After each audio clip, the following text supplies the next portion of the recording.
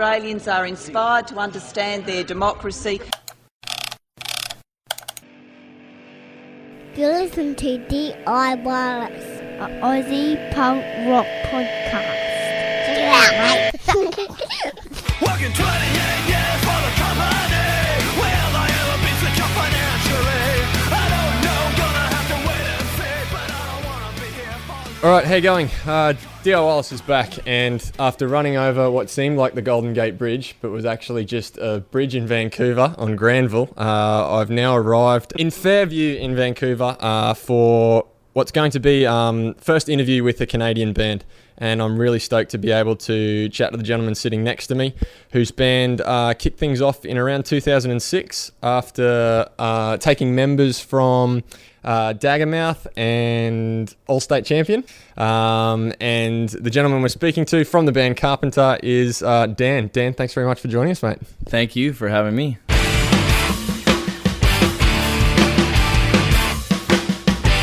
There's a bonfire up by the county road.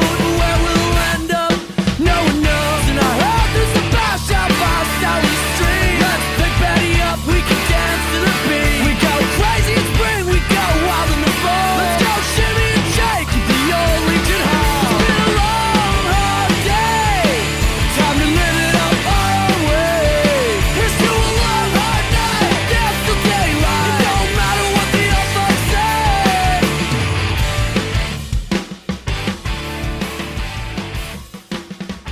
As I said, 2006. Can you give us a bit of a brief history of exactly how things got started? As I said, there was a couple of bands that sort of met their demise and you guys kicked things off? Yeah, definitely. I guess it was a scenario where everyone in the band sort of had taken a break from playing and touring a bunch and had decided that maybe music wasn't really where they wanted to be at the time. And Carpenter originally started as just a recording project. I had written a couple songs and wanted to do something totally different from my old band, All-State Champion. And Carpenter was very simple, very straight ahead, very rock and roll. And at the time, not a lot of people were doing it, so people weren't quite sure about it. But I was lucky enough to sort of ask a bunch of people in town, and the guys were into it, and Carpenter was born. It's really interesting you say at the time there was not that many people doing it. What do you sort of mean by that? Do you think that your sound is sort of a bit more prevalent now by bands that are putting things together? I think so. When I originally told people, they were asking me, there was kind of a bit of a buzz about what I was going to do next after Allstate, which was very angular and sort of post-punk. And I said, well, what's the biggest influence on the new band? And I said, well, it's John Cougar Mellencamp. And then there would always be like a pause of silence, and then sort of a confused look, and then people most of the time were almost like bummed out. Because it's so far from what All-State were doing? I think so. And just that, when you say that originally, people just didn't know it. It's a little bit country, a little bit rock, almost Americana, and mainstream. Yeah, I guess so. Just a little bit too radio, maybe. And to me, Carpenter is still that. I still feel like it's so simple and straight ahead. And but everyone I talk to says, "No, you're crazy." Because to me, it sounds like it could be on the radio, and everyone says, "No, it sounds like loud punk. You're crazy." When I read a bit of an introduction about your band and heard that that's what you were trying to go for, a straight rock sound, when I hear songs like Just Another Friday Night that's on the album, to me that's a straight ahead, that's a rock and roll song, Right. Yeah, no, I think all of the songs, if you play any of our songs from any record on an acoustic guitar, they're just straight up rock songs. It's just that's so loud and there's so much yelling, I guess, that it takes on its own life. And the live shows are so intense and so sweaty and so just wild that it somehow transforms into this other thing beyond what those original songs started as. It's as I said, it's a great album, Sea to Sky. I've been listening to it recently, and it's got stuck in my head pretty quickly, and I'm listening to it quite a bit. You released it with a label that was a little bit, it was different to your first album was called Law of the Land, And the label that you came across for this one was still a Vancouver-based label? Yeah, that's right. It's actually a label that I started with my friend Stu McKillop, who played in Daggermouth, and he runs Rain City Recorders, which is a recording studio here in Vancouver that does amazing work and tons of bands. And the two of us were just really frustrated at the Canadian punk scene and the lack of support and just the lack of labels that were doing something interesting and putting out records that were varied. It seems like there's a lot of labels right now where every band on the label sounds the same. Yep. And that's something that we really didn't want to do. And it didn't matter to us if it was hip hop or punk or rock and roll or country, if the people had that sort of punk attitude and a sort of a DIY feel to it. And so that's when we started Gold Stock Records, and that our first release was Sea to Sky on vinyl and on CD, which is really nice. And how do you find doing the whole label thing? It's great. It's great. I mean, it's exactly what people told me who have run labels that I sort of admired and respect. And before I started it, I emailed them or called them and said, well, what's the key? You know, what am I getting myself into? And all of them said, you have to love it and you won't make any money. Expectations low. Yes, exactly. And yeah, we don't make any money, but I still love doing it. And I feel like Gold Stock is sort of revered almost already in a very short time period as a label in Canada that everything that comes out on it is quality. Yep. And that to me is worth it. And regardless of the money, it's sort of a legacy that I'm proud to be a part of. So with the other guys that help out. So yeah, it's well worth it to me. Sea to Sky as well, you're speaking about, that's the release for Canada, but it's my understanding that Paper and Plastic put it out in the States. That's Vinny from Less Than Jack doing stuff down in Florida, and he's put some amazing things together over the last couple of years. How did that sort of come about? Because you've got to be stoked about getting some support like that for the States. Oh yeah, it's huge. For us, it was unbelievable that we sort of hooked it up. But it really was just, he had heard about our band, I guess, through friends. And I believe it was actually someone from either Make Do and Mend or the Flatliners who had given him a copy of the record before it was sort of out even. And he contacted me by email and said, you know, I can't stop listening to this record. It's driving me insane. Who's putting it out? Let me put it out. And we were so excited that he would, you know, have that reaction and feel that way. And fortunately, a bunch of other people seem to share his opinion, which is really nice. Is that the response so far? You've had, like, it got released about a year ago? Yeah, that's right. And the response, you've been able to sit back and have a look at it over a year now. So how's it gone when you've taken it out on the road? Yeah, overall it's been phenomenal. I think it's a bit of a different feel from the record before, The Law of the Land, but overall I think it seems to have attracted more people, even though to me it feels like, I mean, I purposely wanted to sort of stray away from the more rootsy Americana feel, to be honest. I felt like that market was getting a bit saturated with a lot of bands, because I think we started doing that. And certainly there's a lot of bands who have done it long before we did it, so I'm not, you know, by no means am I taking credit for that sort of feel. Yeah. But yeah, we were just finding as we were going out on the road, there was a lot of you know, Gaslight Anthem ripoff bands. And I love Gaslight. I think they're a good band. But there's a lot of bad versions of it out there. And I thought, well, that was the elephant in the room. I was thinking it, and you were thinking it when you were dancing around it. And then you sort of said it that, yeah, there is a lot of bad ripoff versions. Yeah, exactly. So for me and for the guys, when we sort of sat down at the end of the day, it was like, well, what's the point of this record? And for us, it was, well, going back a little bit more to our roots and doing something that was a little bit more hard-hitting, a little bit more aggressive, but that still retained the feel of Carpenter, which, again, at the end of the day, is still rock and roll. It's just rock songs. Well, that's cool. We'll play a track from the album. As I said, it really is an absolute cracker. It caught me off guard because I was going to be a bit skeptical because of exactly what you were talking about just then when I read about the band, and I was like, heard about the John Cougar influence, and I was like, oh man, this could be going down that road, but in your own right, it's great, and that's a fantastic one. But before we get there, let's play some other music. Let's take a break from chatting right now. We invite our guests to play some songs. You're no different. What's a song you'd like to play on the show for everyone to start things off? Well, we talked about going old school and bands that I sort of loved and respected, so I thought maybe we'd play something I listened to when I was very, very young or in high school at the time. It's Dag Nasty, the song Can I Say. Fantastic. This is Dag Nasty on D.I.Wireless. We'll be back with Dan from Carpenter shortly.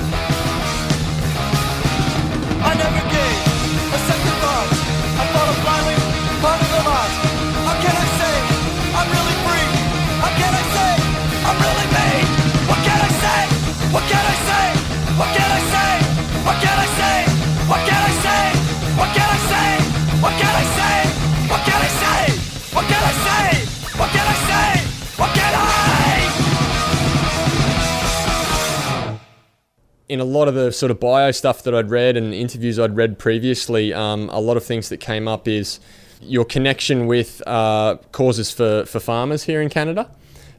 Is that something that you're still involved in, or the band's still involved in? Yeah, definitely. I mean, I think when we started off, there was a lot of sort of press and publicity about the fact that the songs had these lyrics that were about, you know, the struggles of the Canadian farmer. And to me, it wasn't unique for me. Again, I felt like, you know, it was a John Cougar, kind of Neil Young, kind of these people that I loved and respected. And was it just listening to them and hearing them sing lyrics along those lines, you decided to look into it yourself? Yeah, it was actually, it's kind of a crazy story, but it started out because I work in Vancouver downtown in an area called the Downtown East Side, which essentially is very, very poor, very destitute, a lot of poverty, and a lot of drug addiction. So I was finding that by being surrounded by those people and by that environment all the time, I had to get away. I had to get away on weekends or wherever I could. And I started visiting a friend's farm in White Rock or South Surrey, which is, you know, maybe half an hour away from downtown. Yep. And I just fell in love with that world and that sort of lifestyle and the people and just really being back to nature and very simple. And I thought, wow, like here's these people that, you know, I grew up in the suburbs and have lived in Toronto or Montreal or Vancouver for years and years and years. And here's these people living out in the country.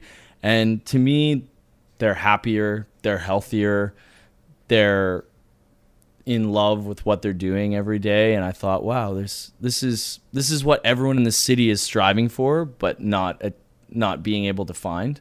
And you get distracted. Exactly. And here it is. Here's these people that are doing it and loving their life, and they're giving back to the environment and giving back to the world, and they're just sort of quiet soldiers, you know. And the other problem was that the people that I had sort of befriended were struggling to keep their farm because, there was construction, there was new roads going in, there was, the property taxes were so high.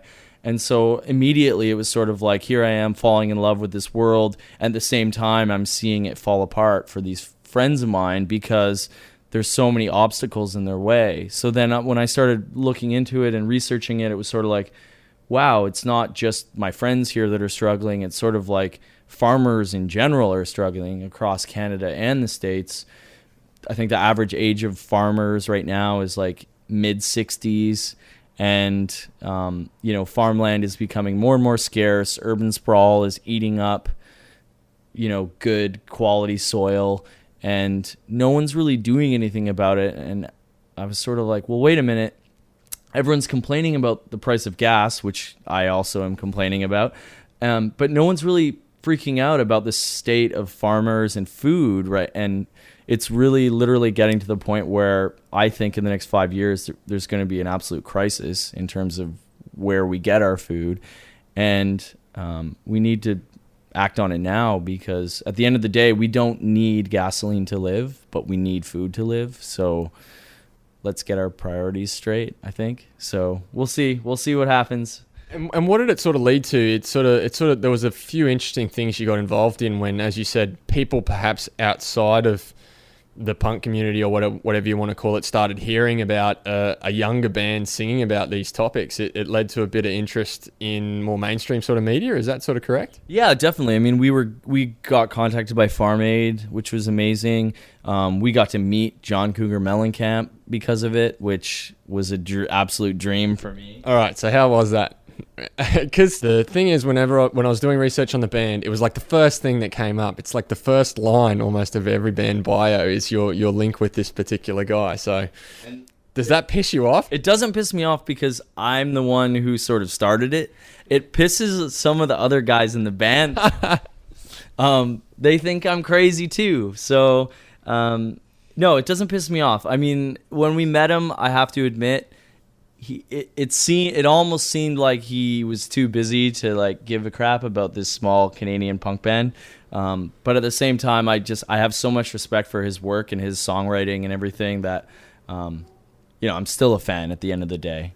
We did a bunch of stuff locally here and for different organizations, the Canadian Organic Growers, Farm Folk, City Folk, just trying to lend our name and bring out, I guess, publicity for all these different organizations that maybe aren't reaching the same market that we are able to deliver, which is, more of a youth crowd or a young adult crowd. And, the great thing about the punk community is people often take action and it's really about doing things and getting things done. So I was going to say, have you seen some raised awareness because of what you've done? And you must be stoked if you have. Yeah, definitely. I mean, I have, and people have told me, I didn't really know anything about farming or about, the sort of struggles of organic farmers until I met your band, and now I'm doing this. I'm volunteering here. I wrote an article here, and to me, that is just such a remarkable thing, and I feel so fortunate that we are able to sort of help out these people that are working so hard to feed all of us. Farmers can't make a living this day and age, and a lot of people that are making a living are only doing so because of subsidies from the government, and those won't last either. So, I mean, I'm one of those same people. What's going to happen and what can we do now to raise awareness and to get everyone talking about it, because we need to be talking about it. We need to be taking action now before it's too late. You own a farm? I do. I bought a farm off the internet. Was it eBay? It wasn't eBay. It was sort of, I had looked on the internet all over for land for sale and farms for sale, and I was fortunate enough. It's actually in Ontario, which is almost the other side of the country. But my parents live nearby. I was sort of looking at something that was near them because most of my family is based there. And I sent my dad, and he went and took a bunch of photos and emailed them to me. But I actually bought it off the internet without having been there myself. So, but my dad told me never to do that. I know. Well, they always say location. But in this case, it worked out, and it's an absolutely amazing, beautiful place. whenever I go there, I feel like this is where I need to be. Unfortunately, it doesn't really pay the bills because I don't know what I'm doing. You know what you should do? Has anyone suggested the idea of like a Woodstock? Because you've got land. You could just like have this giant festival. I've actually been planning this festival for the last year to take place on my farm. I'm onto it. You are. The festival will be called Dig It. And my goal, and this is completely, unsubstantiated, I have not been able to accomplish it yet, but my goal is to have Propaganda headline. Dig It Music Festival, Campbellford, Ontario, population 1,000. Awesome. You could, and then there'd be filmmakers and everyone. You could take over the town for the day. I don't know if the town would love me or hate me if all these punk kids showed up. I guess we'll have to wait and see. That's fantastic. Look out for it. Dig It. Coming to Ontario at some stage in the near future. Dan, let's play some more music to break things up. What's another song you'd like to play for all the people listening? I think one of the only bands that we all agree on in the van is Danzig. So let's hear a little Danzig, Mother.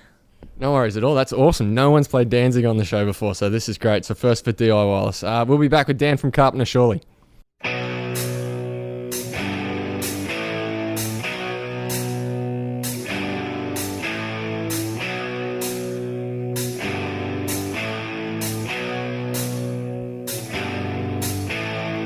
Mother, tell your children not to walk my way.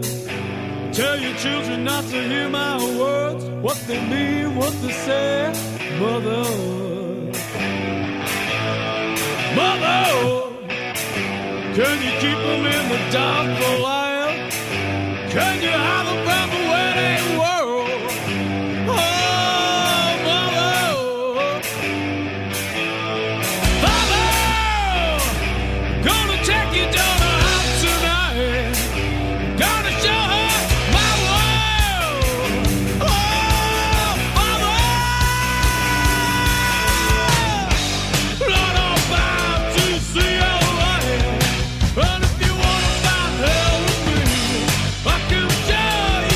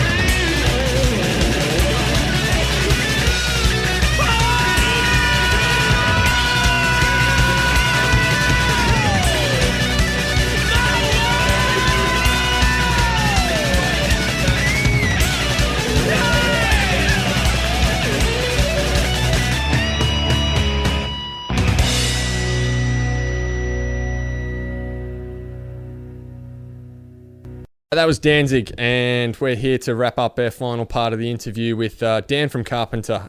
Now, you're about 2 weeks away from your first tour of Europe, and we were chatting about it. You're a bit nervous. How's things coming together? How did Europe come about? How did the Europe tour come about?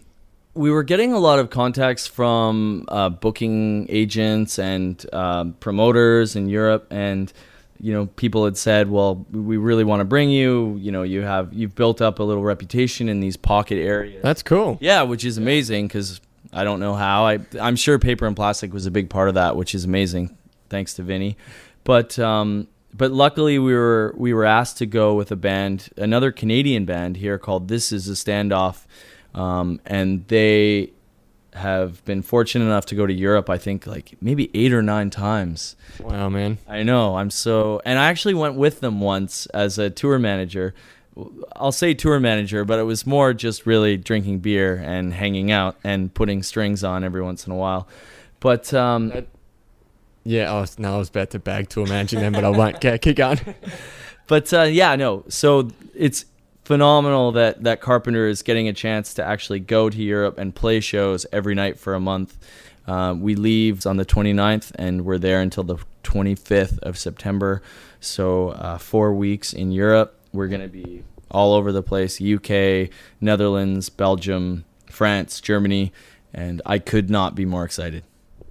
That's Europe, and what you have not too far on the horizon after you come home is one of the reasons we're sitting down chatting to you is you're going to be part of the Fest, the Fest 10, which is coming up, and D.I.Wireless is either just announced or will be announcing by the time this goes online that we're going to be doing a tour down the east coast of the States, culminating at the Fest.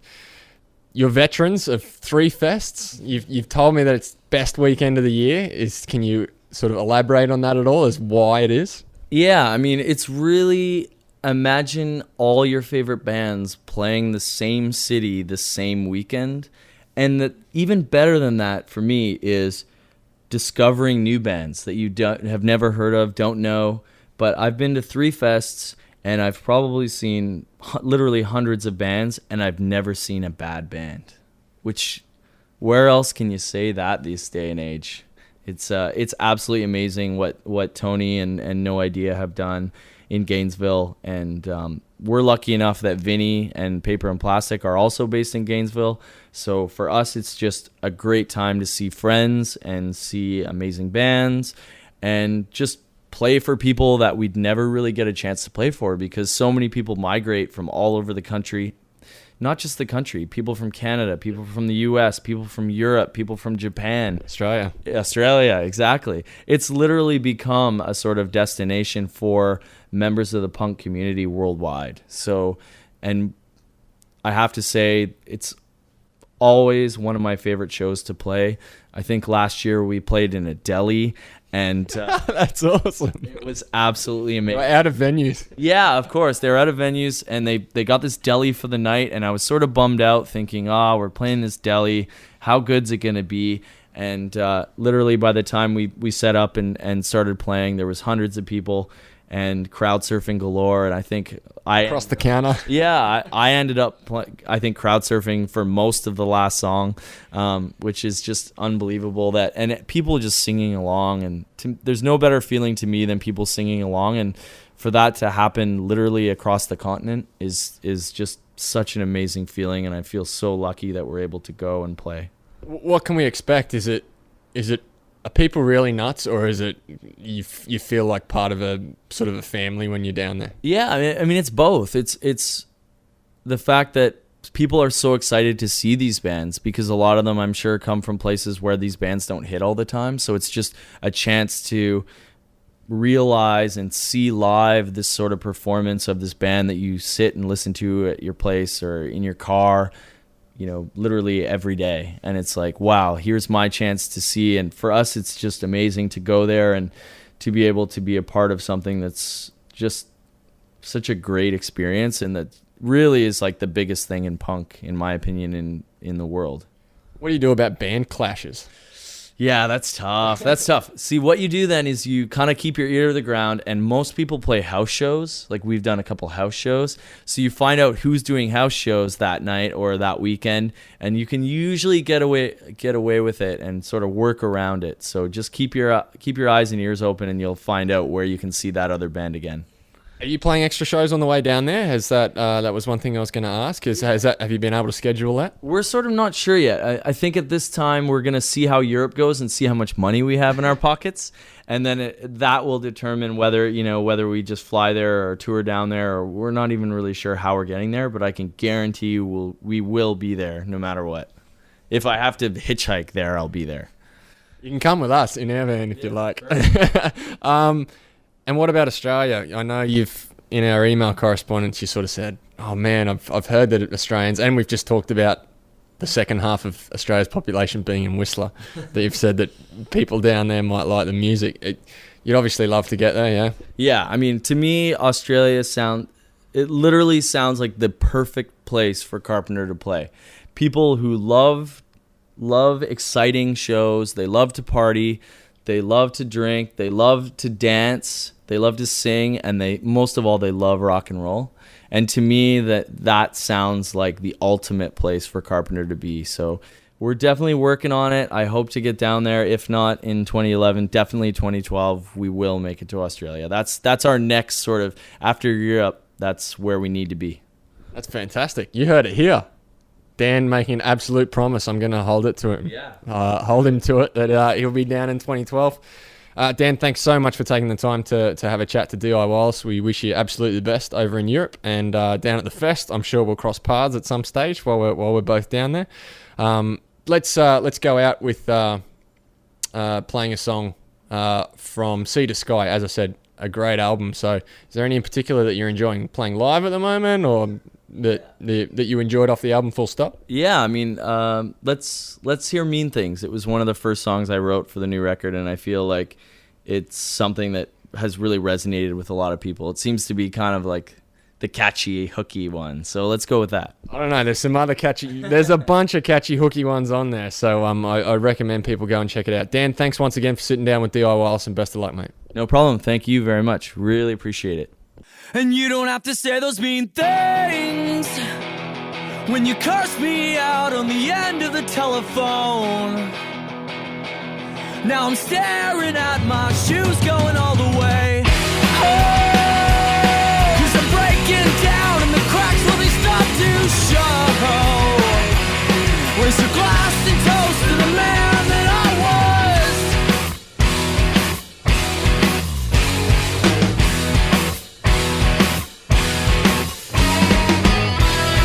Thank you, no. Thank you, no.